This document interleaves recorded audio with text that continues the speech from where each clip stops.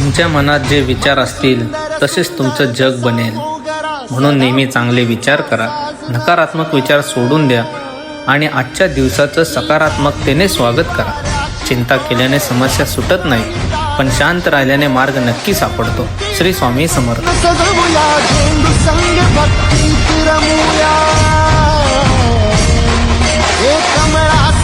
स्वार्थ बनूया, बाक्षीचे पार्थ बनूया, पारिजातचा संधी गाते, सोनचा बोली नाचे.